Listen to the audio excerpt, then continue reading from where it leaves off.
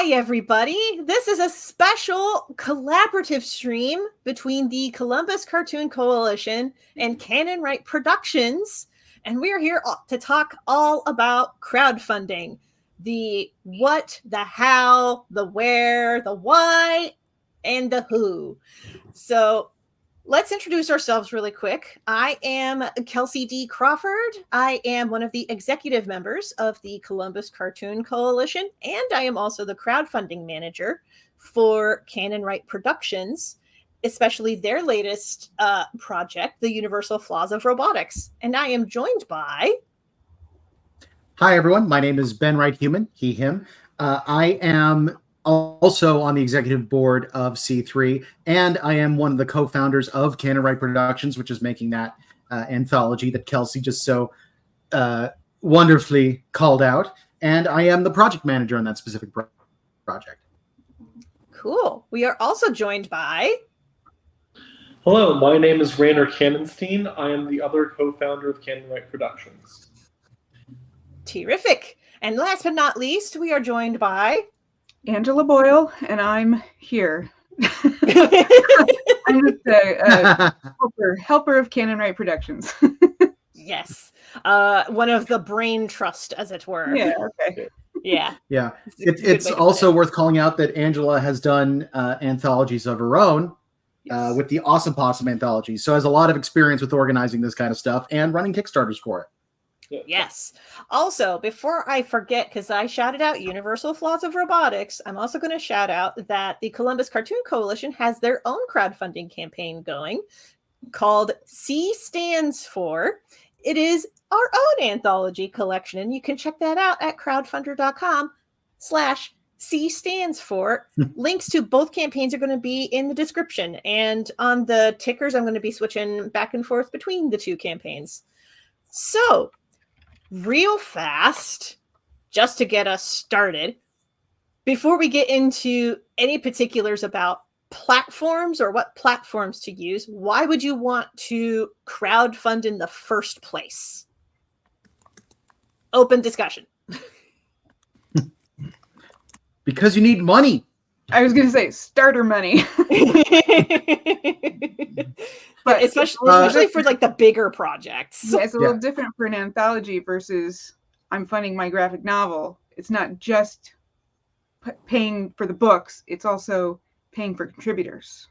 Mm-hmm. That's right. Yes. And one of the... Oh, sorry. Go ahead, Rainer. No, you go.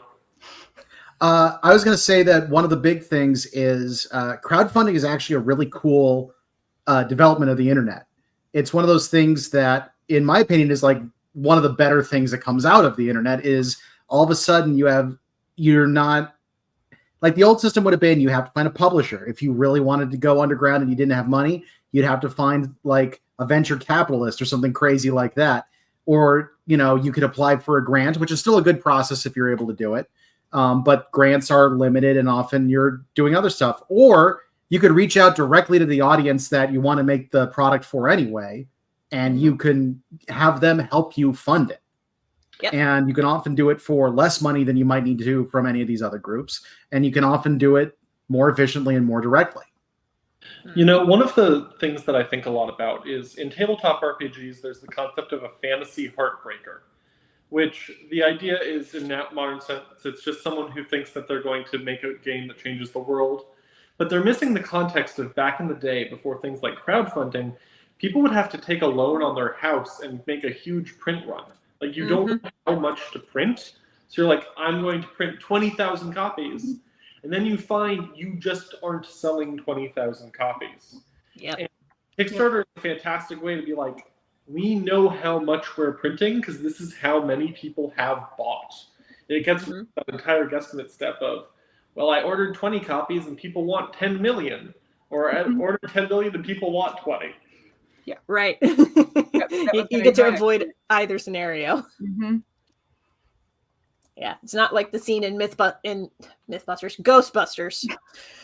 It's not like the scene in Ghostbusters where the main trio are walking down the street and it's like, oh, everybody has a third mortgage on their house to start a business. It's fine.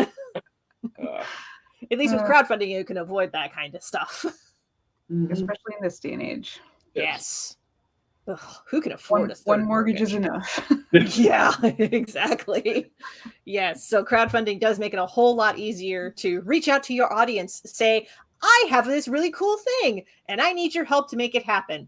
And then if the audience is enticed enough, they will help pledge a certain amount that they can pledge, share it with others. And as a group, as a collective, we can make that project happen. So with that, let's talk a little bit about, right now there are 2 crowdfunding platforms that are, let's be honest, these are the platforms that we are currently running campaigns on. Kickstarter and Crowdfunder. Let's talk about the big elephant in the room. We'll talk about Kickstarter first because that's the one that people may know about, but there may be some like finer details that folks don't know about. So for Kickstarter, what's y'all's experience and how many campaigns have you run on Kickstarter? I can't remember. I'm looking real quick. This is my 5th campaign on Kickstarter. Okay. This is my 3rd. Okay. Somewhere around 10. Yeah. My third number. I lost track after 14, but I want to say 15 going on 16 now. Just for Kickstarter. We're not even talking about Crowdfunder yet. For crowdfunders, I think Ben and I, you and I are the only ones who have had experience with Crowdfunder. Is that correct? Yes. Okay. As someone running a project, I have backed crowdfunder campaigns before. Ooh. I'm sure I've backed on Crowdfunder. Okay. So yeah, I would love to hear from your perspectives as backers of a crowdfunder.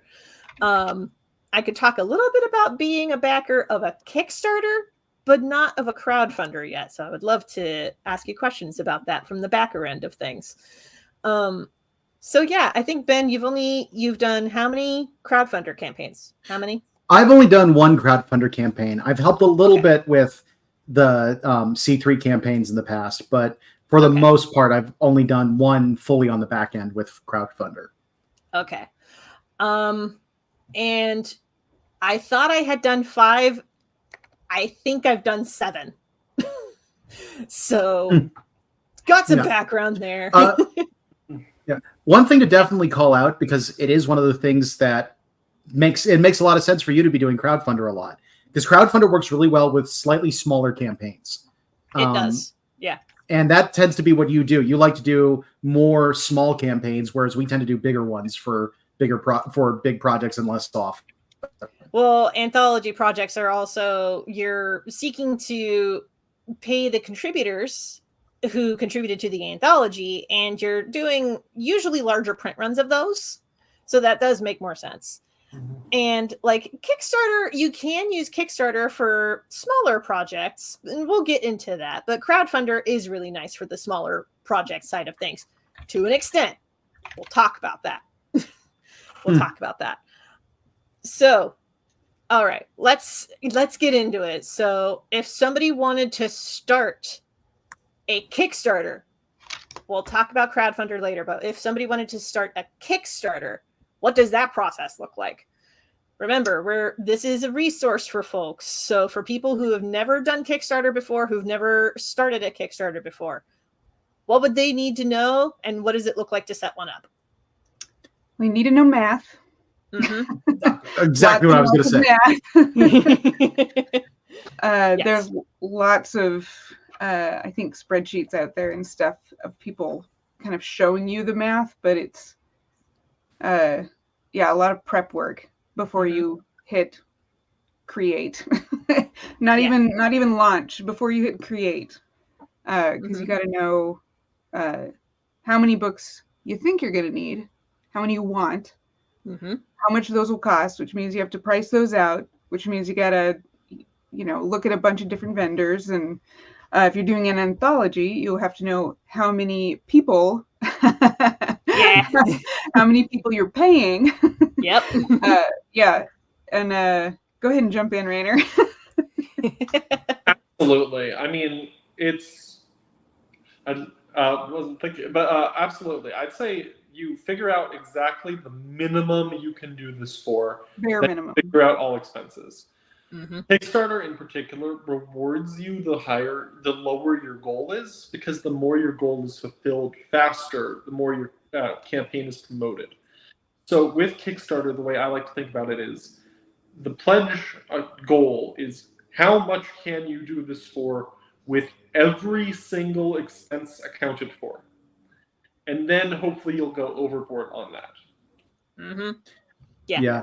And the thing that's important to note about that also is it's funny how the expenses can pile up and how they'll increase also because of Kickstarter. Because one of the things Kickstarter warns you is when you factor in their fees and credit card fees and the taxes you're going to have to pay, you need to basically increase whatever you put in as your minimum by about 15% in order to account for it. So that's honestly like the Kickstarter we're running right now. We're asking for $9,000, which is a lot for a comic Kickstarter. But we were doing all the math and it's like, okay, in order to cover that amount, this is how much we're going to have to sell. This is how much we're going to have to collect for shipping, because you have to factor in paying for shipping as well. You have to, this is how much we're going to, and then we have to multiply it because we're going to be paying the platform. And then you still want to leave a buffer in there because you're probably going to screw up your math. Like, let's be real. Yeah. And then Always, like, whenever you can, have a buffer. Then there's shipping. Are you including shipping or are you charging later? Mm-hmm. Yeah. Yes. There's lots of I will say weird math to consider. Mm-hmm. both of those are things that I actually really like about Crowdfunder. Crowdfunder their total goal is based on raw sales.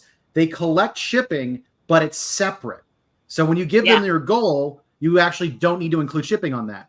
In addition, they have options where you can give backers the chance to basically cover the platform fees for you. So, That's cool. and the thing is, most will do it. It's not very much to each individual person, but if they're willing to do that, like that would, like those two together can save a campaign thousands of dollars. Yeah, it really offsets the fees. And it really offsets the whole like, oh man, I have to budget like 15% to make this happen. Or like an extra 15%. Like with Crowdfunder, way easier to handle that math. Yeah, it's like algebra to do that Kickstarter math. Mm-hmm. Yeah. One thing to throw out there, just because it's almost the elephant in the room when you're talking about Crowdfunder versus Kickstarter. We're going to be saying a lot of nice things about Crowdfunder. Crowdfunder has a huge number of things going for it and is actually really well set up for creators. Kickstarter has one thing over it that makes it so that we very often end up going with Kickstarter on specific types of projects. And that is discovery. Kickstarter is arguably better about discovery than any social media platform right now when it comes to getting projects shown to people. To an extent. Just going over. I mean, previously, yes, but we'll get to that. Go ahead. That was going to be one of my questions. The numbers are down right now for us with Kickstarter. Like they're lower than they have been in the past percentage-wise. They've still brought in almost $1,242 as of right now to our Kickstarter. That's not nothing. That's 25% of what we've made so far. Our highest, for the record, was 57%. So that is quite a significant downturn. But on our first campaign, most backers found us from Kickstarter rather than our own audience. Yeah. And our average has generally been around 30 to 40%. So it is lower. It's still really high. And unfortunately, because Crowdfunder is a newer platform, you don't see those same discovery numbers. So that does definitely make it a little bit tricky. Now, if you're really good at marketing your campaign, which like something like what C3 is doing right now is perfect for that, because they have a built-in community that can help support it. And they have a good way of getting the words out. They're doing live streams like this. Crowdfunder still works out really, really well. But that is one of the things that Kickstarter has going for it. That is why, well, for example, we did Kickstarter with ours because we needed $9,000. It's a little scary if you can't get discovered. Right. A little harder when you're basically in charge of an additional 25% of the marketing. Because like a full 25% of our current pledges with the universal flaws of robotics are because Kickstarter is like, all right, we got our algorithm going in the background to help promote you. Right. And basically signal to backers, oh, you liked this campaign? You might like universal flaws of robotics. Yeah. Man, they sucker me in with that. Yeah. Kickstarter is a bit like a shopping platform in that way. Yeah, it's my downfall. Yeah. I have backed so many Kickstarters. Yeah. Ridiculous. Yeah. This is something. Mm-hmm. I was going to say, this is something I'd love Angela to talk about, because you're basically the type of person that is exactly why Kickstarter works. Oh, yeah. Yep. Yeah. I originally got started backing all these Kickstarters because I had a really good job and spare money. And I was like, yes, I just want to support everybody. And now I'm just addicted to it. I hear you. I mean, I've backed 68 at this point. Wow. Yeah, so you got some feedback about like what would make a good Kickstarter just from the backer side of things. I mean, I suppose, but it also just, it's Angela's point where it's just like you see an email and it's like, wait, I have it pulled up. Oh, I've heard of Knock magazine. There's a new one. Okay. Mm-hmm. Yeah. Yeah. Sarah Cook says same. I gotta see how many I've backed. The other thing too that 161. Gosh. Yeah, wow. That's a lot. Yeah. Addicted. The other thing that Kickstarter does, that we'll talk about Crowdfunder and how it does this in a minute, but Kickstarter also does this thing where if you go to the Kickstarter page for the campaign, there's a little button that's like, remind me when this is about to close. Yes. Which is a very handy button to have. Yes. Yeah. Like one of the things that we're probably going to get into in more detail in a bit, but there is definitely an arc in when you get your pledges during a campaign. Most typical arc you see is big boost of pledge. Hold on, I'll do it in the right direction for the camera. Big boost of pledges at the beginning, then it kind of peters out, and then towards the end you get a huge boost. And that huge boost mainly happens because in that 48-hour period, right before it ends, everyone who was just following the campaign gets notified that it's going to end soon. A lot of people will check the campaign, and especially if it either has already made it or it's getting close to making it, a lot more backers come in. Yeah, just as a side note, I'm not going to call it which one it was. I actually backed a project during in like the last week because I got their notification and I checked, and it looked like a cool project, and it wasn't doing, and it was, I think they just passed the halfway point when I backed it. They've got about an hour left. I just checked it. They funded. Like, nice. They got a huge boost right at the end. Heck yeah. Yeah. So like, fingers it's crossed really that cool to happens see that kind of thing. Fingers crossed it happens for the robot anthology. 100%. No, like, I mean, this is an awkward thing to bring up, but the robot anthology has currently, unless anything changes, has about a week left in it, and we're a little past halfway, which a lot of people seem scared about.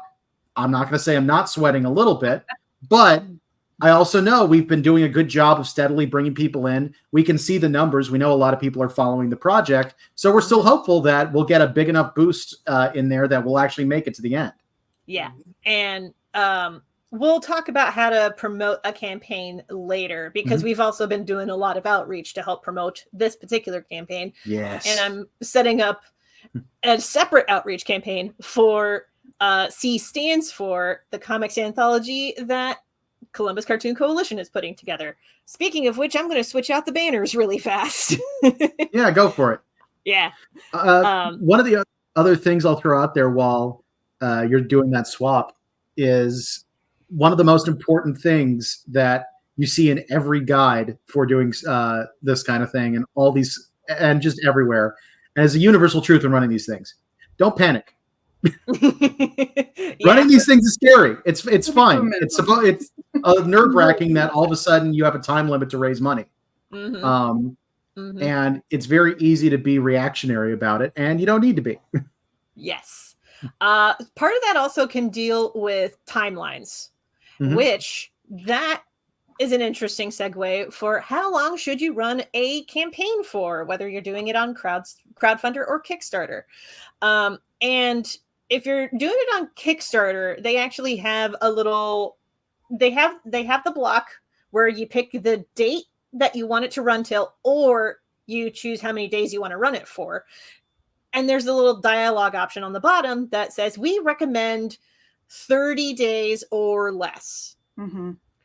I usually trend towards less personally, but the average is generally 30 days from what I have seen. Very rarely do I see a campaign go for longer than that. I will say one of the things that I've been thinking about going over the numbers on our campaign, not to say, like, I'm not saying we're doing anything wrong or anything like that, but I did look at it and realize because we're raising more money than we normally do, we actually might have benefited from a 45-day campaign. Like that would be the situation where that actually would be perfect. Because we've actually been, because of the outreach that we'll be talking about in a bit, we've actually been pretty steadily, like, I think we've been pulling in an average of $200 in pledges a day. Nice. And so if we had 2 extra weeks to be pulling in that money, we could actually, that would make this process a little bit easier. Before the stream ends, hopefully somebody, one of you, remind me to talk about campaign relaunches. Yeah. Because that is a thing. I've only had to do it once before.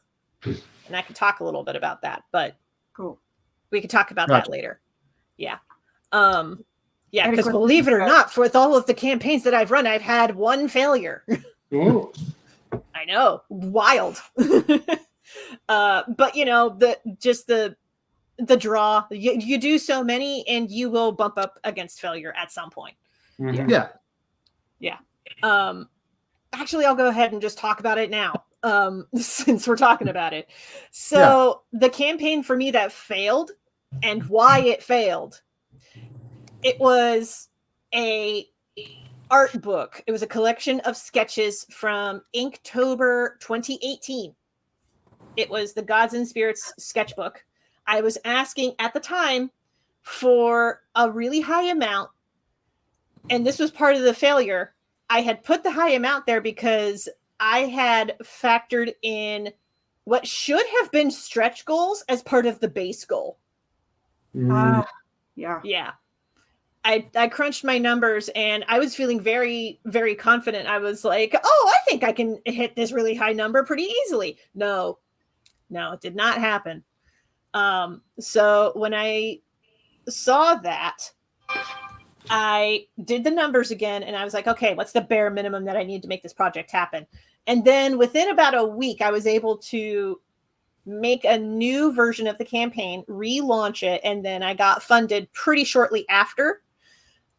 It did help to have that failed campaign to post an update and be like, hey, I've relaunched. If you're still interested in this, head over to the new page and back it there. So that does help. If you failed the first time, you can look at, well, what did I do wrong? And it's usually a budget error in my experience. I mean, it was for me. And from some of the campaigns that have failed previously that I've seen, it's usually a budget error, or they were asking for a really big goal to try to cover a bunch of stuff that should have been stretch goals. Or they just didn't do a whole ton of outreach. I was going to say, when I've come close to a failure is because I have not been very good at outreach. I've been working really, really hard at getting better at that specifically. Yeah. You know, it is interesting. Several times I've backed projects that have failed, and then they've launched almost entirely the same project for the same budget. And I was just like, what are you doing? And they often succeed the second time. And I wonder whether it was that outreach step. Yeah. It really is. Yeah. Let's talk a little bit about that, because we touched a bit on how Kickstarter has some built-in features for discoverability. Like, oh, you backed this campaign, you might like this one. And the built-in email reminders when a campaign is like, oh, we only have like 24 hours left on this campaign. I will admit, as somebody who's done a lot of projects on Crowdfunder, from what I can tell, Crowdfunder does not have that built-in feature of we're in our final 24 hours unless you make an update on the page and publicize it so that everyone who is following the page gets that update. Yeah. Because they also have an update system. And the way that they have it set up is that you can have the email notification sent to everybody, which includes everybody who follows the project and hasn't backed it yet, people who have backed it, etc. But yeah, that is something that like Crowdfunder, you have to take a little extra step with Crowdfunder when it comes to like that final 24-hour notification. But this actually does lead me to something that Crowdfunder had done for the longest time, and I've only seen Kickstarter start to do recently. Allowing pledges past the deadline. Yes. Yeah. That used to not be a thing with Kickstarter. But this was a thing with Crowdfunder, and I get the hunch that Crowdfunder offering this as a feature was what made Kickstarter go, oh no, we need to update our system so that we can offer that too. Yeah. And it is a very cool feature. I was noticing it when we were setting all this up, and it actually benefits the Universal Flaws of Robotics Kickstarter, because one of the things we were doing is we're offering sales on some of our books. Like with the paperback edition for our anthology, we're marking it down to 25. The retail looks like it's going to be 30. And part of this is if people are posting after the Kickstarter ends, well, the sale's no longer going on. So now they're buying it for 30. So we actually have that option built in. Yeah. But the thing with Kickstarter is you have to hit your base goal first before they can offer that extended grace period for extra pledges. There is a crowdfunding campaign. I can't remember. I think it was on Crowdfunder for a tabletop RPG called Mothership. Ooh. And love Mothership. One of my favorite games. I've only run a single session, but I still love it. I've seen playthroughs of it, and it looked like a lot of fun. And, I had the original version of Mothership, and I was like, this is fine. However, people who backed the crowdfunding campaign for it got sneak peek previews and talked about them. And that's what I personally backed, is because I heard people being like, this crowdfunding version is so good. And I personally went to that. And I think that that's the thing we're going to hear a lot more often as we go through this, is just backers sharing, yes, this was a good thing to back. We should get on this. And that's something that's hard to do while a campaign is going. Right. Yeah. And we can talk a little bit about like keeping in touch with your audience, like during and after a campaign, because obviously you want to keep in touch with your audience during a campaign run. Easiest way to do that, write updates and post those updates.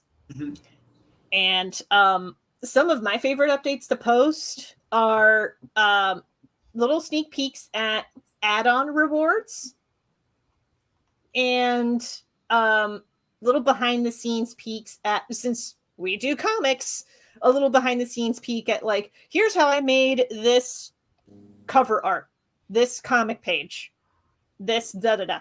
And sometimes I'll have polls going, especially since sometimes I can print stickers from home. I can have a little poll going, being like, what would you like to see for a sticker for when we hit this milestone, and have a little poll going so that backers and the curious can vote on it, because it's a cool way to keep people engaged. Yeah, that's the word I was trying to think of. Encouraging engagement. Yes. Yes.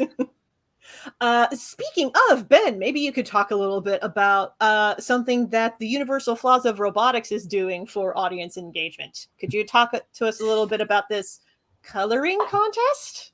That's a good segue. So we're actually just announcing this right now. We'll have a formal announcement and a file that people can go to attached to all this afterwards, but we are doing a coloring contest. Basically, we've got one of the pages. This is my example from our story, A Clockwork Love by Kelly Ricker. And basically, we're just going to be putting this image out on the internet, and anyone who wants to color it and post it can do so. Just make sure you tag us with the hashtag UFRcomic, and we will see it. And the one we like most. Oh, yeah. Rainer, show yours. Nice.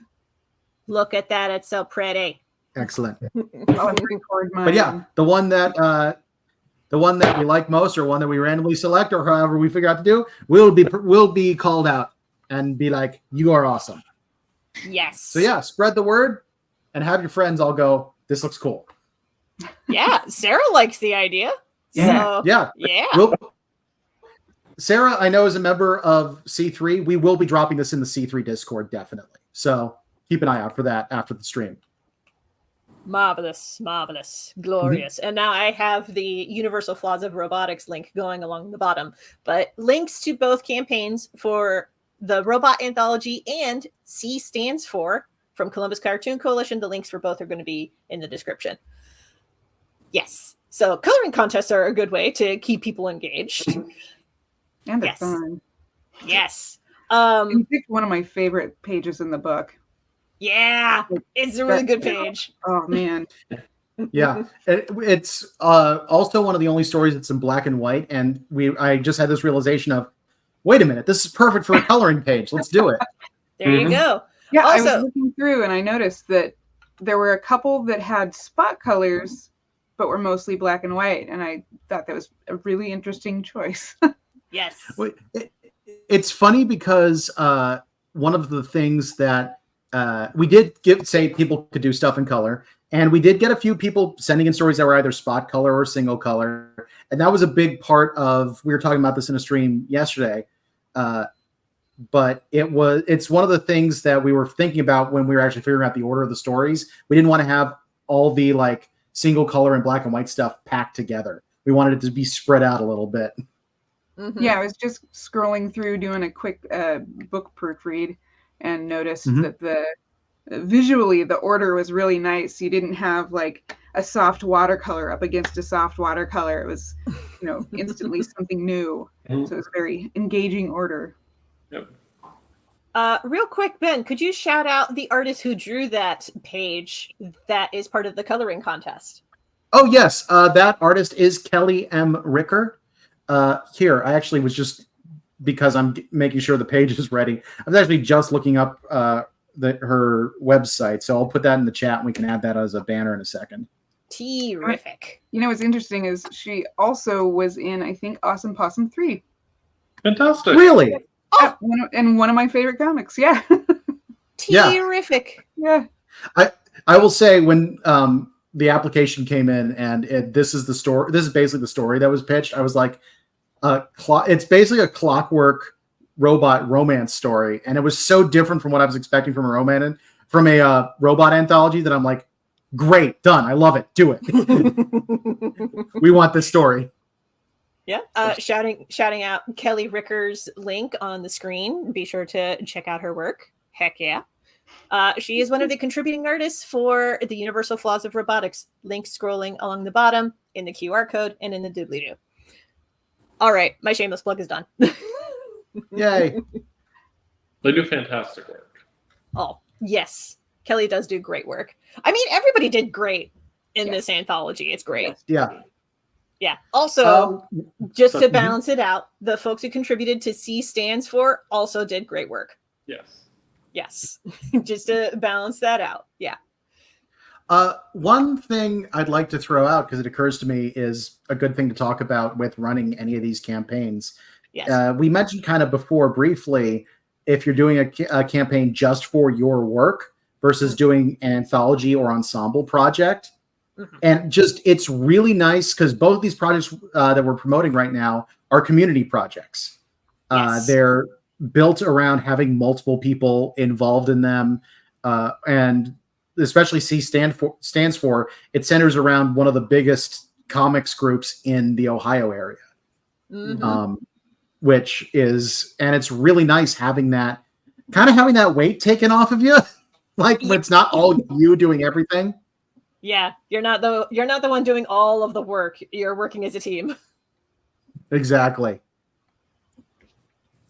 I was hoping I And, could double check how many members exactly were in the Columbus Cartoon Coalition, because I don't recall off the top of my head how many members we have. It's a lot. Yeah, I think it's like over 200. You know, Yeah. much can be said about the artistic merits of collaboration, and much should be said. I think that it's fantastic. Yes. I think that one of the big things to remember with crowdfunding is that it is crowd funding. And I think that there is the crowd of an individual that can bring, like, people who are interested in your work. Then there's the crowd of the people on the platform who can be fined for work. However, I think there's also a big opportunity in crowdfunding to bring all these crowds together, looking at work that they might not otherwise do in this way.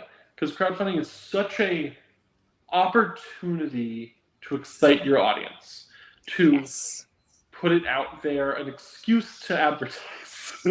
Yeah. An excuse to like be that toddler energy of, look at this thing I made.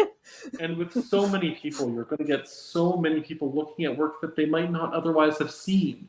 And that's such a magical part of crowdfunding collaborative efforts.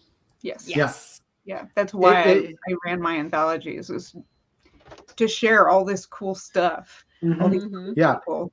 And it also is kind of this, I mentioned it feels like the good part of the internet, and it kind of reminds me of the old school webcomic boom, where all these people were suddenly finding a platform to talk about their stuff. And a lot of them started funding through Kickstarter and through other platforms. Yeah. There's kind of a joke in some online comic circles that's like, it's just the same dollar being passed around to different artists. Yeah. There is something to be said about that. Yeah. Yeah. Us comic folks love to support each other's work. But shout out to all of the comics fans who love to support their favorite artists. Actually, I want to shout out real fast.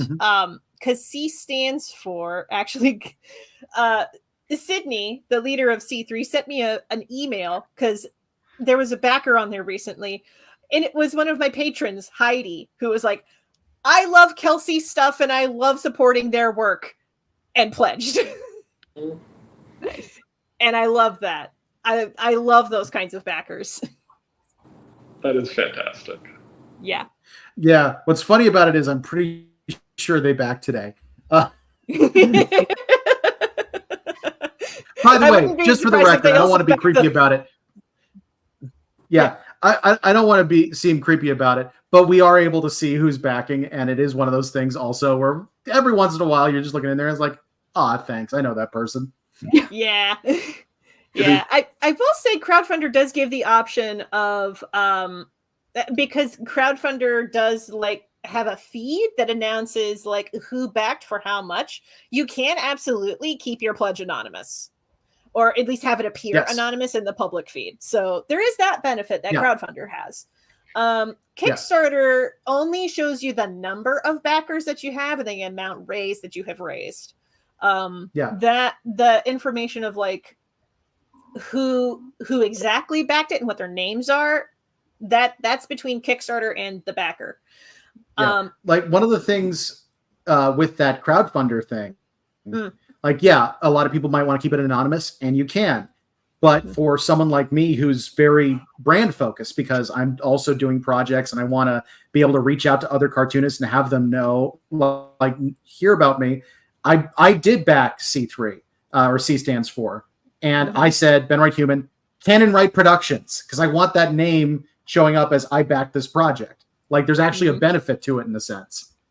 Yeah, especially if you're running your own indie label. Exactly. Yes, so there is that.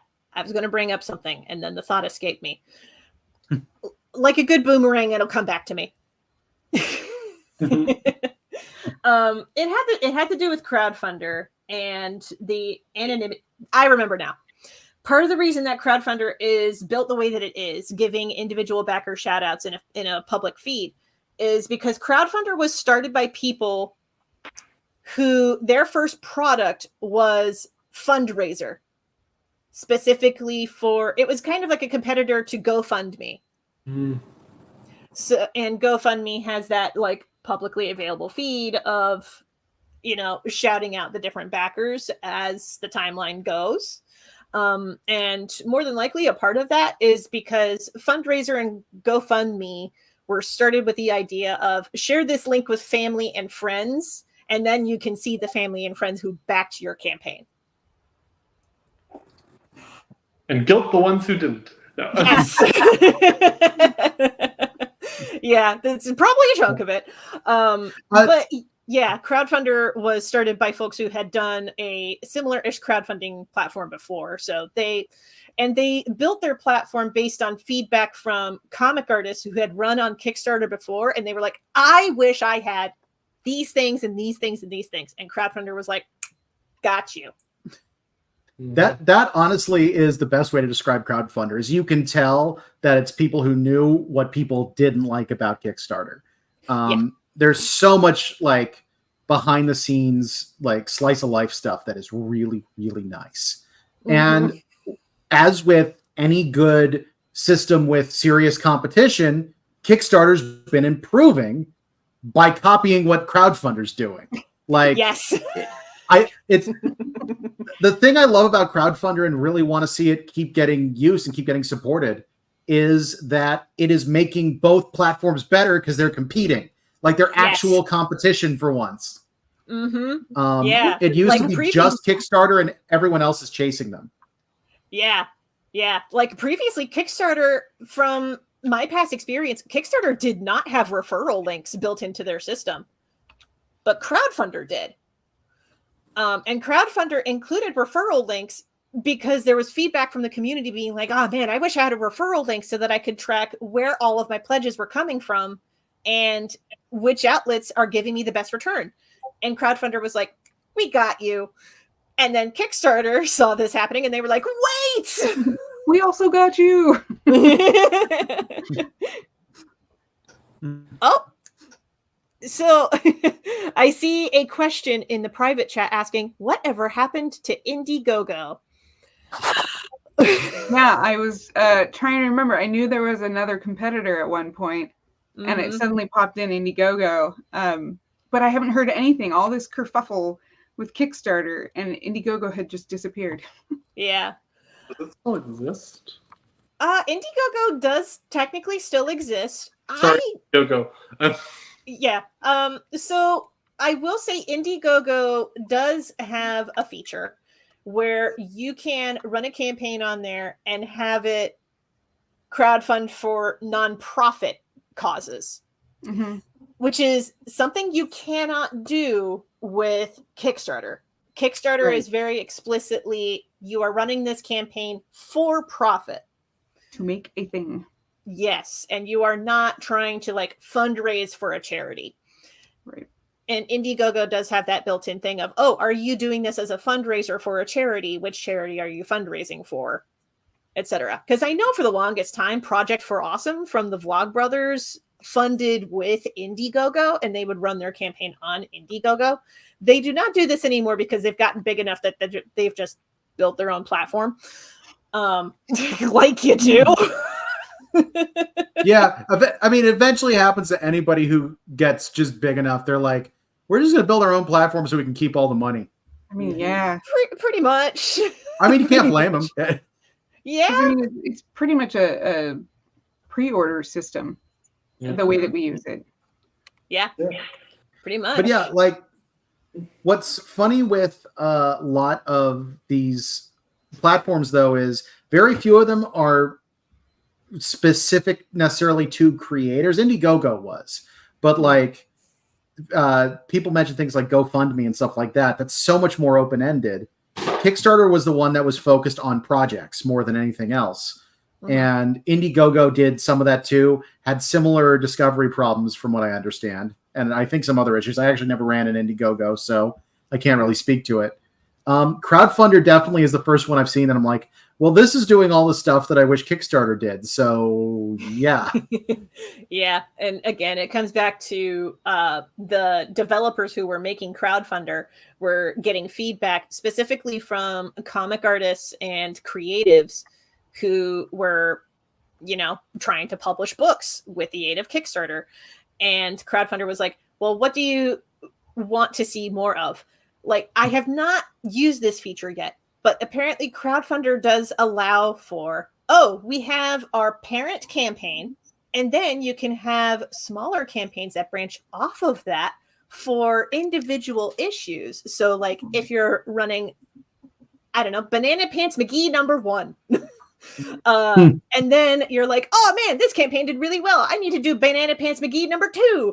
You can very easily like make a splinter. And the other thing too that Crowdfunder does is it allows you to clone an existing campaign. Which is so nice. It is so nice because it's so annoying to fill in all the information brand new every time you start a Kickstarter. Yes. Yeah. One of the that's definitely something I'll be taking advantage of. My current plan is to use Crowdfunder for my smaller projects for a little bit and things like that. But when I did use Crowdfunder, it was for a smaller project. And one of the things that was fun is I think I asked for $500, which is on the lower side for a lot of this. And it was really funny. First off, so much easier than running a lot of Kickstarter stuff.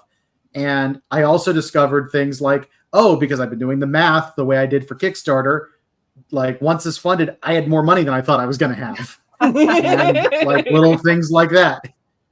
Yeah. Well, that's a pleasant surprise. It's a great surprise. Like I got the money and I was like, wait a minute. Oh, so this total is like what I raised, and this total is how much you collected for shipping, which you didn't tell me about.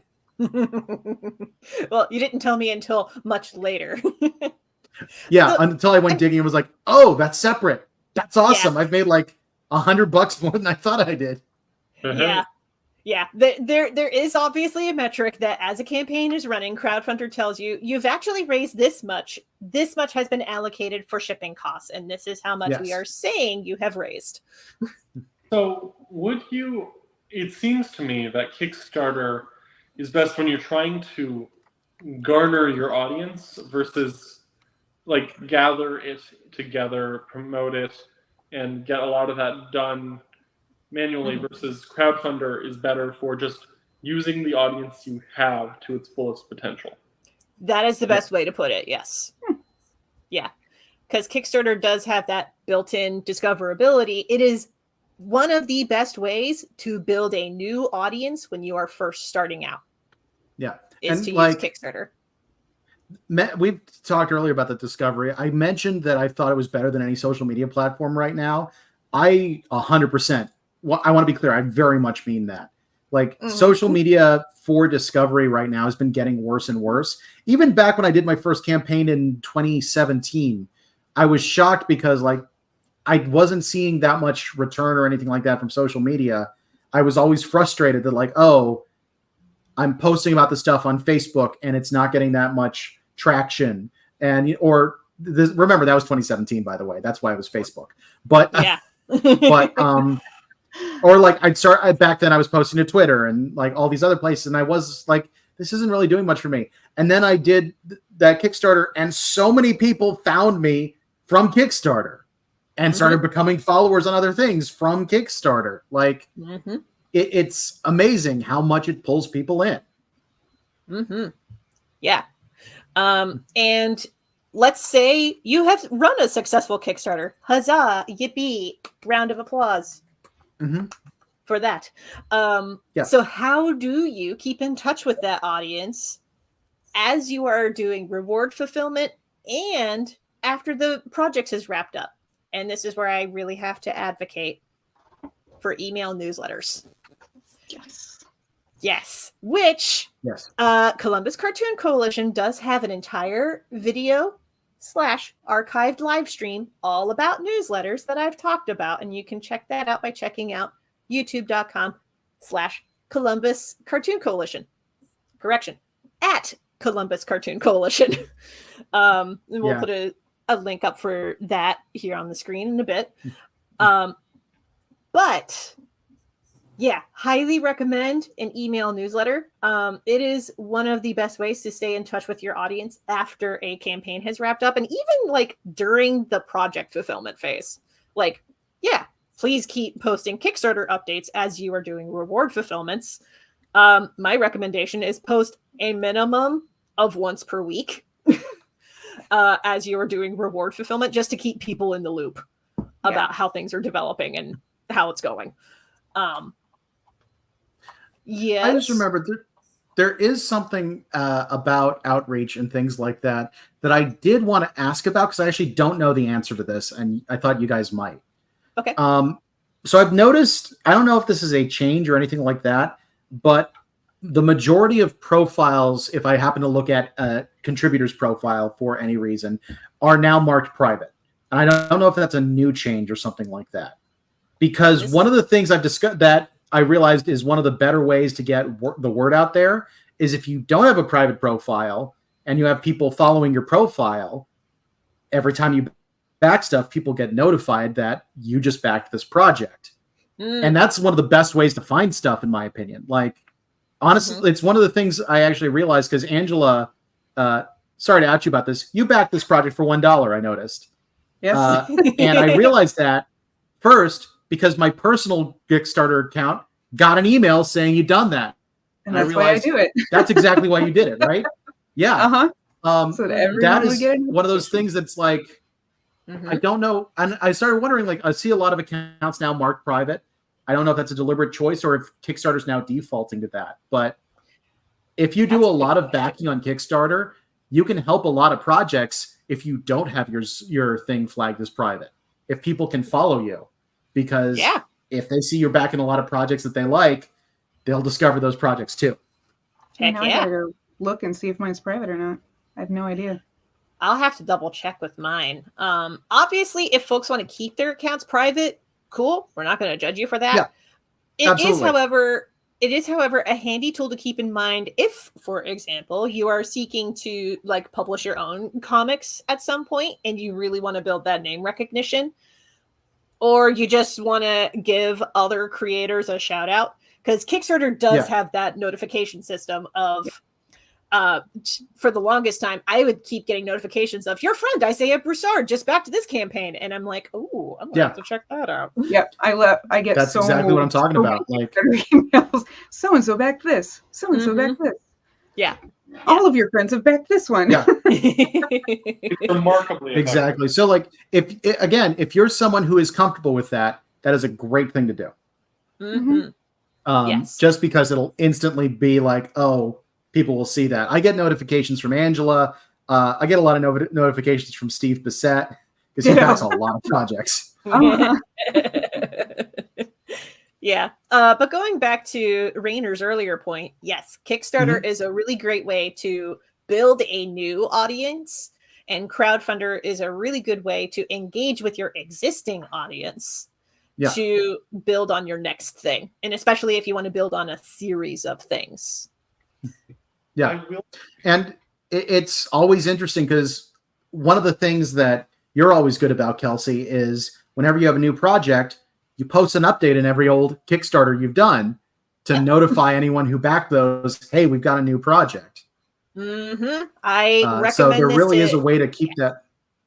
Yes, I recommend this to anybody who, if you run a campaign, successful or not, and you want to update people on your next campaign, make an update about it on your old crowdfunding campaign to be like, I have a new one running. Here's a link to it.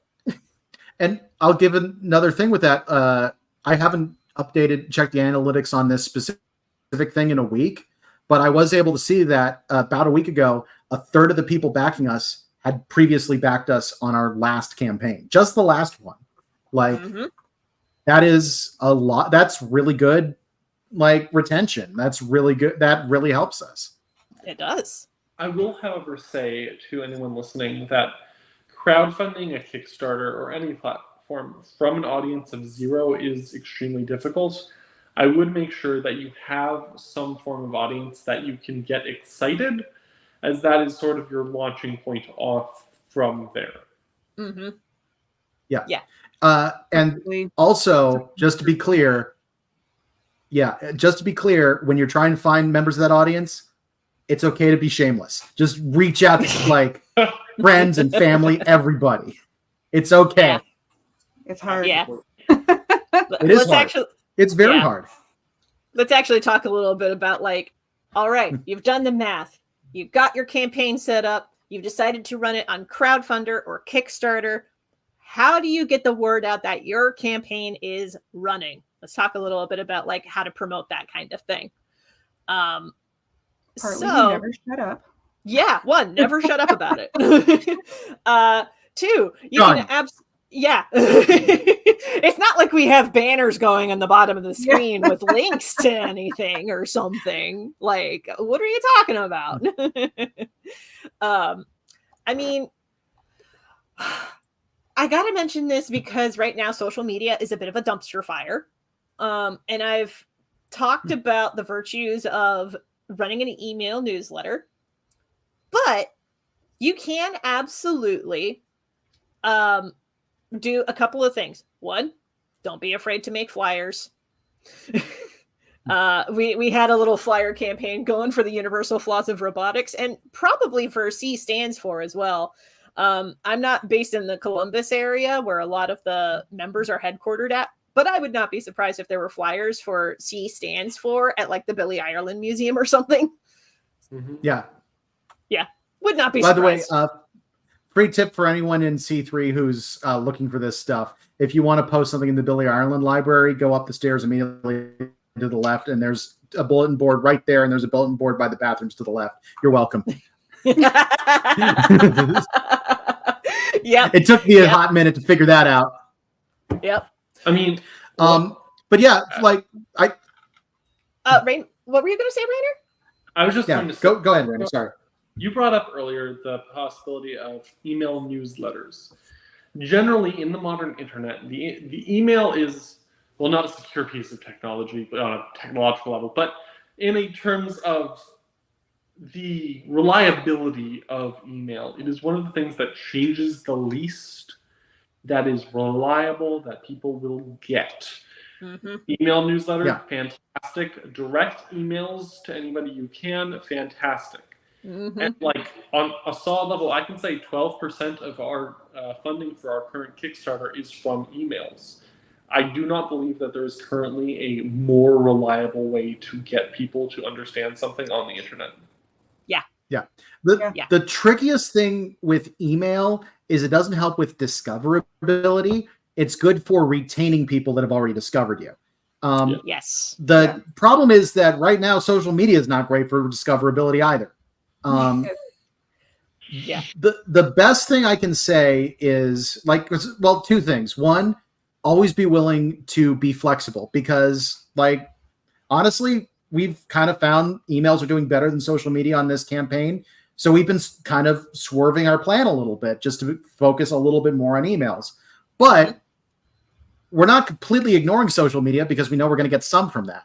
So diversification, honestly, is one of the best things you can do. Cast a lot of nets, because you don't know which nets are going to be helping you. Yeah, exactly. And something that everybody here can attest to this. Something that I've been doing an awful lot of is just cold emailing people from resource that I have of like, here's a list of podcasters that talk about comics. Here's a list of comic shops that would be willing and able to post a flyer for an indie project. Here's a list of YouTube influencers that talk about comics, and just reaching out to those people and being like, we have a new project going. Can you help us signal boost it? Yeah. I've been doing so much of that. And I mean, one of the things we do a lot of, as example, right here, is live streaming and things like that. But even before I was doing live streaming, I was appearing on other people's live streams and doing podcasts and stuff like that when there was an anthology, or when I was doing a graphic novel or anything like that, because it was getting us out to a new audience. Like, Yep. It really was helpful, and especially if you're comfortable having that kind of conversation and being on the internet and being a presence, it's definitely something you should give a shot. Yes. Even if you're not that comfortable, you should still give it a shot. Yeah. 100%. Yeah. It's a little easier. My workaround around this is that I have like a little like template email that I can like customize as needed depending on who specifically I'm doing outreach to. And just kind of working off of that so that I'm not like cold typing each and every email, because oh my god, that would be tedious and that would take all day. Well, please don't make me do that. You're gonna miss. I actually found that Google has it took some digging to find it, but Google has a mail merge spreadsheet through Google Sheets that you can get and use to basically you put fields inside an email in Gmail, and it'll like customize the name, email address. They were showing it for receipts and stuff like that, so you can customize what someone ordered or something like that. But I use that to bulk email a bunch of people who had previously been interested in our projects. Wow. Yeah. So that's how you did that. That is how I did that. And I got confirmation that it went through to people. We got at least one person say, "Don't email me again," and that's okay. Like that happens. Yeah. Like be prepared for rejection, but like more times than not, people will support your indie project. Yeah, and I will also say, like, first off, this goes back to the math. Always assume the worst case scenario math. Like, we specifically were budgeting the Kickstarter. Okay, we need to sell 300 paperbacks in order to pay for all of this. And like we're assuming that math, that's going to have high expenses because we have to pay for the books to be made. We have to pay for them to be shipped. That's the worst case scenario. And we've had so many people that are just spending extra money, or like being generous and donating. I have one family member who donated $50 and said, "We just want to support you. We don't want the book." And I'm like, aww, that's so nice of them. I mean, first off, like slightly disappointing, but also money, free money. Thank you. Right. Hitting both ends of the spectrum there. Right. Yeah. Exactly. But it's totally okay if somebody backs your project but doesn't want to request anything. There are some folks, like I'm thinking on Kickstarter specifically. There is one user that's just called the Creative Fund, and they always contribute $1. Oh yeah. There's stuff like that. Some people like that. Them and Print Ninja. Yes. Yep. By the way, I'll tell you something very funny. When I was going through people who backed us previously, I looked at the Print Ninja one, and the name behind the person who backed it is the sales rep who's been helping us with getting this one put together. Because we're planning on printing with Print Ninja for the first time. I realized it's the same dude. This also transitions, because we talked about that kind of backing. There's one thing I do want to talk about that happens with all crowdfunding campaigns, and it's part of the darker side. And that is spam trolls in the messages. I forget this until I do a new campaign. Every single time you get so many messages that are people that are very clearly like, now the way they do it is like, "Hey, can I ask you a question about your thing?" Like that's how they tend to do it. But you get so many of them, and you look.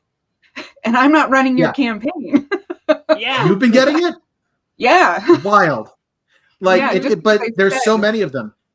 I'm not gonna name names in case I get sued or something. I'm gonna call out something that actually happened on this campaign that I'm not sure. I think I told Rainer. I don't know if I told anybody else.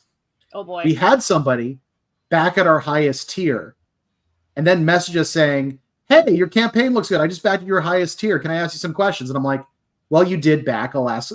He's like, "Yeah." I was like, "Do you have your marketing figured out for this?" I'm like, "You're a salesperson.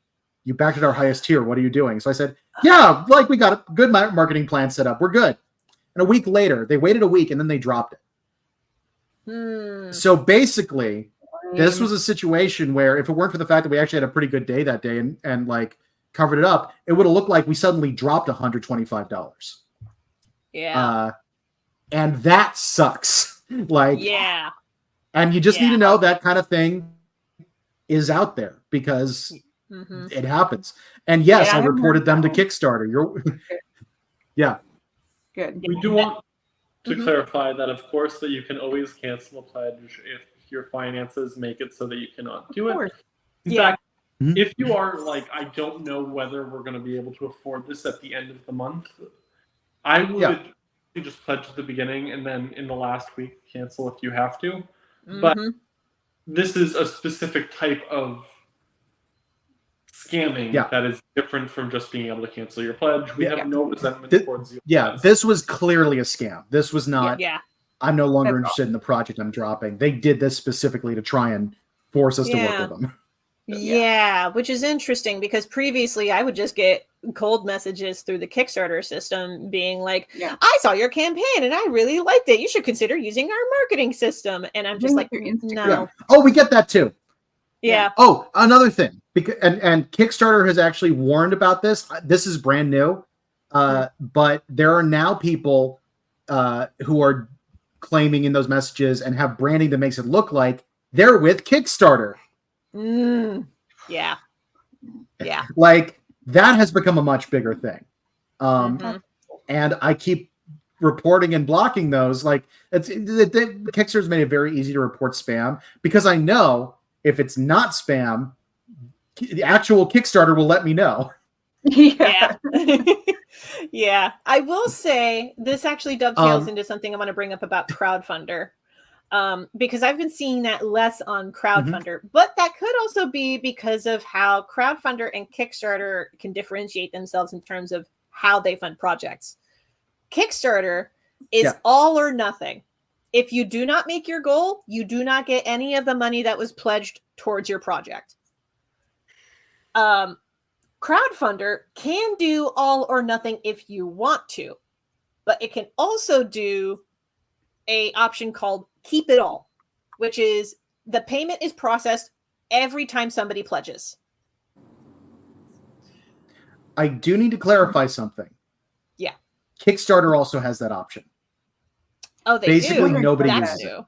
it. Yeah. Okay. Yeah, I actually, it's possible.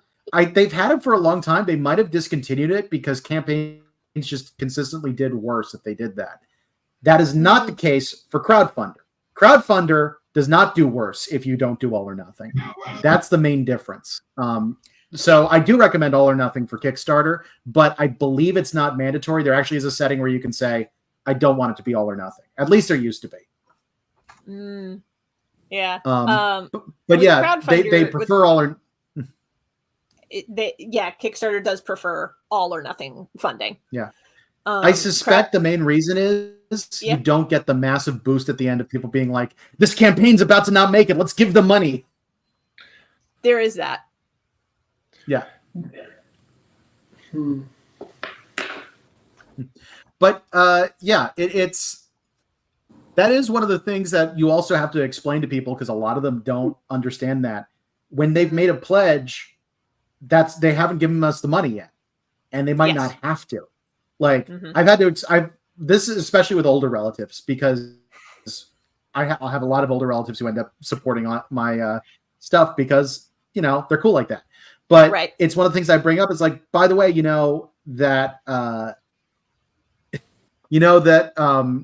first off, you haven't actually paid for anything yet, and if I don't make the goal, you're not going to pay. They're not going to collect the money, and they're like, so what happens to the money? It's like you keep it. They don't charge you at all. And we don't get paid anything at all either. Like if we either get all of it or we get none of it. Also, I did see in the private chat, should we talk about the blockchain scare? I generally wasn't sure whether we should, was why I said that. Yeah. I will mention it briefly because I feel like part of the reason that Crowdfunder even emerged as a competitor was because of that Kickstarter blockchain scare. Because for people who do not know, at one point Kickstarter announced that they were looking into getting blockchain onto their platform, and there was a lot of public outrage about it. And after that public outrage, they walked back on that and discontinued it. There have since been some Which- things that have been revealed about it, but that is for other articles to cover. Yeah. And I will say, at the very least, credit for backtracking. So many companies don't. Absolutely. Yeah. 100%. Yeah. That's another thing that, like, it's another thing I know Patreon has done a couple times. Like, they'll have a major policy announcement, and then a week later, they're like, we get it. You don't like it. We're backing up. Yeah. Yeah. Yeah. Yeah. It's very important to listen to the feedback from your users. I will say Crowdfunder is very good about listening to their user feedback. So shout out to Crowdfunder for that. Yeah. It's very nice. Okay, so I will ask Rainer and Angela, from a backer's point of view, what do you like about Kickstarter as a backer? What do you like about Crowdfunder as a backer? Well, Kickstarter I like because I'm used to it. Fair. Like, I don't even have to think. I just know how to use it now. Mm-hmm. That is so true. Yeah. Yeah. That's legit. And then all of the other crowdfunding sites get lumped together for me. So, because I use them all about equally, just wherever people happen to fund things. Gotcha. I couldn't even tell you the difference. Mm-hmm. I think that as a backer, there's two factors that make this very interesting on my path. On one hand, there's always the scare of, is this a legitimate website? Is this something that I know? Is my credit card going to be stolen if I enter it here? Yeah. Yeah. Kickstarter, I've now blacked crowdfunders, and of course I'm fine with I know it's safe. However, that is one thing as a backer, is like, I know what this is. Mm-hmm. Crowdfunder, however, Kickstarter always does feel like this is a Kickstarter. I have backed many Kickstarters. I get emails about new Kickstarters every 2 days. Well, there have been huge projects on Kickstarter, like really well-known, massive things. Absolutely. Yeah. Versus Crowdfunder, I feel like when I've engaged in a Crowdfunder campaign, it doesn't just feel like this is a Kickstarter campaign, but this is this person running it. I don't feel like I'm being talked through the corporation of Kickstarter so much. You are with Crowdfunder. Crowdfunder is a corporation and blah, blah, blah. However, I would say it does not feel that same way. It does feel a lot more like this is a creator doing this task. And that's a good feeling sometimes as a backer. Like, I'm not just like, this is another message in the Kickstarter system. Mm-hmm. Yeah. Fair. I will say, that does also remind me, actually. I think of this anytime I'm running a Kickstarter. But back in the day, there was also this concern of Kickstarters being valid and like people doing scam Kickstarters, which, as far as I can tell, has drastically cut down from when the concept was originally launched. Because people have just gotten savvier about their shopping and know how this stuff happens. I just shared in our private chat what I always think of, which is a Penny Arcade comic from the time, which just shows a dude in an A-frame shirt just saying, doing a Kickstarter video. It says, "Hello, I'm John Video Games. In 1975, I invented video games." And he's like, that's his pitch for the Kickstarter, is he's claimed to be the inventor of video games. Oh, man. Yep. And of course, the guy who backs is like, at the $20 level, you get a Lamborghini. Okay, who here remembers the Kickstarter campaign for the guy wanting to crowdfund making a potato salad? Yes. That is exactly what came to mind every time. Yep. But the wild thing is, it was actually a dude making a video about making a potato salad. And honestly, there's a lot of incredible marketing lessons to learn from that campaign. Because it not only succeeded, it not only funded, it not only raised a whole bunch of money, but they actually followed through. Mm-hmm. Well, that's good. That is quite a brain on that person. Mm-hmm. Yeah. No, It really can't is I do love that happened. It is such an internet moment. It is such an internet moment. But yeah, like one of the things that is interesting with a lot of these, because I start like that specifically made me think for some reason of the Projects We Love thing that Kickstarter also does. Yeah. Which is part of their discoverability. I will say Crowdfunder has their own version. I know because I got it. Yeah. But basically, Projects We Love says if your Kickstarter starts performing really well, really quickly off the bat, which is why low goal is often really good, you might get flagged as a Project We Love, which gets you way more exposure and way more attention through the platform. So that's another thing to think about. If you can fund quickly, do it. Yeah. Yeah, and Crowdfunder also has a similar feature. They will highlight on their front page, these are projects that we love, kind of using that same metric of if you pick up funding really, really fast and your metrics look really good, we'll highlight you on the page. Yeah. Now, I'm not entirely sure what the how it exactly reads some of that, because I know Less Than Secret never got flagged for that, and it funded in 5 hours? It was crazy fast. Something like that, yeah. And What the Gnomes Know got funded in about 7 days and got the flag. So I don't know exactly how it works, but it is one of those situations where I'll bet it's part some kind of magic happens. Yeah, part calculation and part person. Yeah. That's my guess, because I think it's at least part person. Yeah, that might have something to do with it. I don't know. It's a Kickstarter equation, and sometimes you meet the equation. Yeah. All right. We have been going for about an hour and 16 minutes. Final thoughts, anybody? Oh, I had a question for you guys about Kickstarter versus Crowdfunder. I know in Kickstarter, they recommend that you make a video. And I know, Ben, you and Rainer, you always do, right? Yeah. And can you do that on Crowdfunder? Or do they recommend that on Crowdfunder? They do not recommend it. I did try to make a video exactly once for Crowdfunder, and for some strange reason, I could not get it to upload properly. But Crowdfunder does not require a video. They kind of encourage it, but not in the heavy way that Kickstarter does. Yeah, so you can do your Kickstarter without it, but they're like, why would you? Yeah. Now, I've always Kelci. I was about to say, up until really recently, I've always done a Kickstarter campaign without a video. And part of that is just my own suspicion.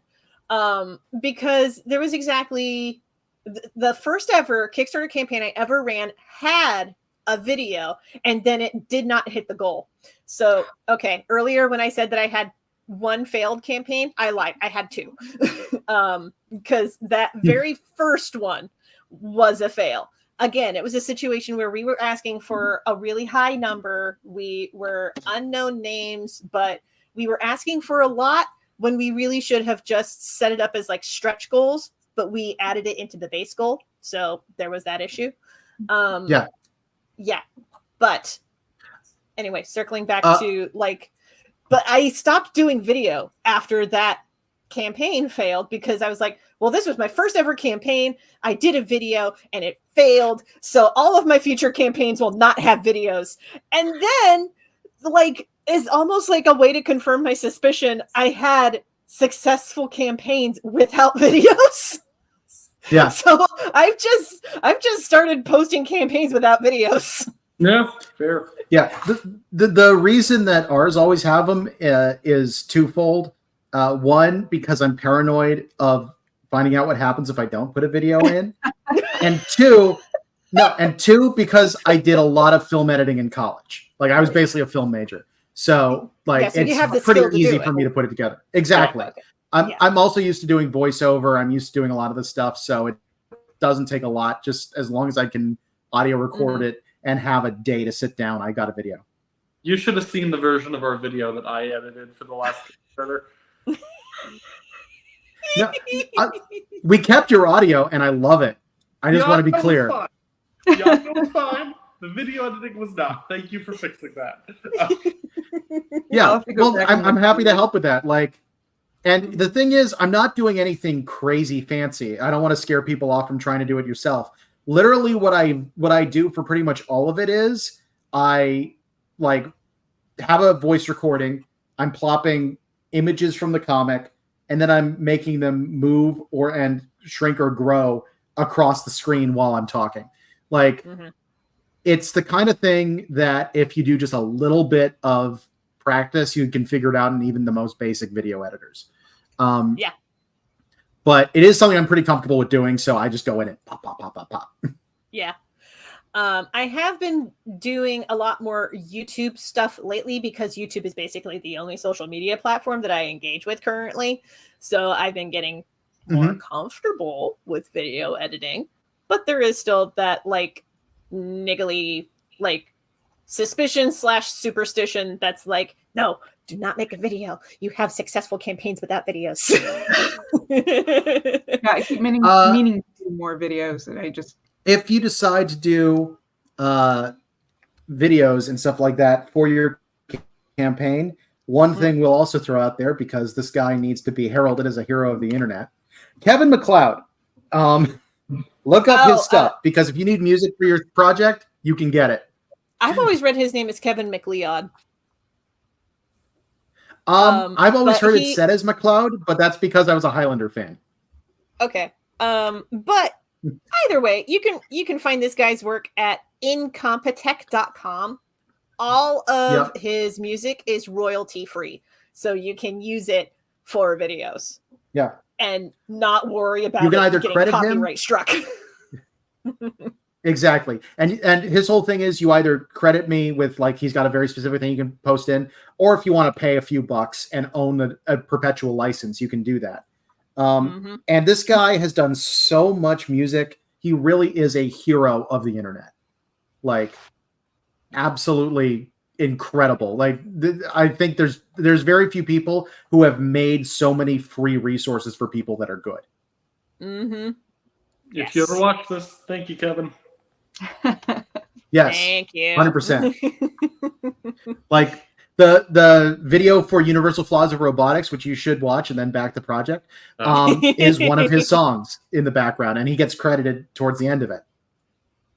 I had just switched banners. I'll go ahead and switch it back to the robot anthology.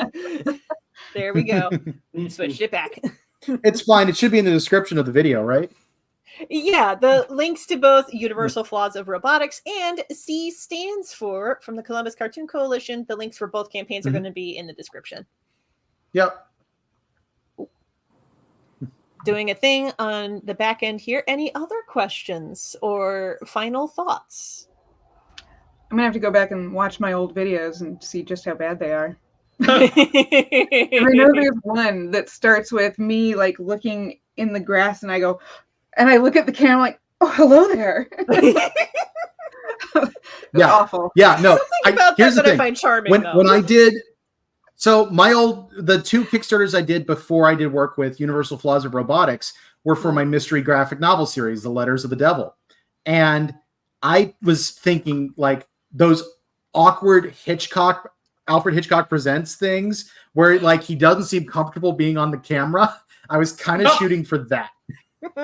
And like it was really great. I remember I can't remember what update there was specifically, but there was an update right around Halloween on the first one. And so there's literally, I did a video of me sitting in the dark next to a glowing lit up jack-o'-lantern with the L from Letters carved into it, just drinking a bourbon, like, thanks guys. And just like trying to be one of those weird hosts. Like, I should dig through the internet. That stuff is like, first off, if I ever finally get that third book finished, I'm going to do the same thing. It's going to be fun. Since we're talking about like oddball videos that we're kind of low-key embarrassed / proud of, if you find my YouTube channel, I'll go ahead and put a little banner up. YouTube.com / @Kelci D Comics. If you go there, I do have a little video for when I was running Godzilla and King Kong booty short stickers. And I did a 15-second video that is the silliest thing I've ever put to film. Check it out. It also very quickly became the video that accrued the most views. And I'm not even mad about it. Yeah. So good. I love it. I love it so much. Oh, marvelous. This was a fantastic discussion. Thank you all for Yeah, this was fun. Me. Yes. Thank you for hosting. Yes, absolutely. If you would like to check all of us out on the various online homes that we have, let's go in a circle. Ben, where can people find you online? Easiest way to find me is at bwhcomics.com. I'm also at BWH Comics on Patreon, Instagram, Twitch, and YouTube. You can also find my weeb comic, Cospain, a weeb comic about cosplay and convention craziness, over at cospaincomik.com. Marvelous. Angela, where can people find you on the internets? Same, wherever it goes. Angela B Comics, B because my last name is Boyle. And it's, AngelaBComics.com. Angela B Comics on Instagram, Twitter, Threads, and anything else that I end up picking up will be Angela B Comics. Terrific. Rainer, where can people find you online? Currently, the best place to find my work is at rfkannen-art.tumblr.com. However, I hope to have my website back up and running soon. And my website is rfcannon from that. Just.com. Cool. One more time so that I can have the Tumblr link so I can make it a banner. rfkannen-art.tumblr.com. Marvelous. And I'll go ahead and highlight that on the screen for fairness. I just accidentally posted it in chat instead of posting it in the private chat, but there it is. But there we go. It's in the chat too. Yep. And I somehow posted as CanonWrite Productions and the Columbus Cartoon Coalition and me, depending on where you are. Yes. Yes, I see all three. Terrific. Oops. That was on purpose. Very important. Yes. Yeah. And I know I just highlighted my YouTube link, but I'll go ahead and just highlight. Everybody can find me at KelciDCrawford.com. That's all my webcomics, all my YouTube videos, all my literally everything else, KelciDCrawford.com. And one final shout out for, let's begin with, C stands for the comics anthology from the Columbus Cartoon Coalition. I know that Sydney's going to ask us to do this. This is our gang sign for C3. Yeah, I know. Take a second because the camera's inverted. I know. And I love it. Yeah. So we're doing the gang They've been sign. doing this as a gang sign. Yep. I was about to say, for CanonWrite, for CanonWrite Productions. I hadn't thought of that. C3 CanonWrite. Woo! That's right. Staying alive. Staying alive. This is remarkably trippy. To try to force your hands into a position in the first camera. Yeah. That cured my carpal tunnel. All right. It's true.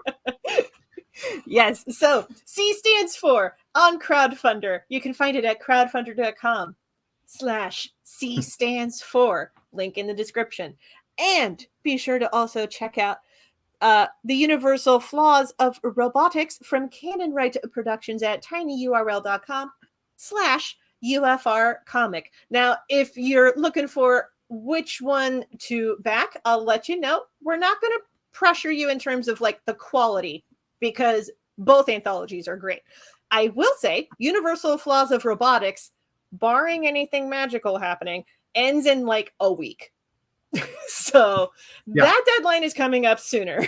We're running out of time. Yes. So get it now. We have sales on stuff.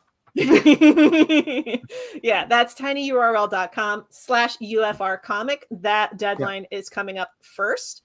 Then crowdfunder.com/C stands for is on Crowdfunder until August 26th. All right. Closing statements? Thank you for Rock your on, time. guys, and never stop drawing. Thank you so much for watching. You are awesome. Bye-bye.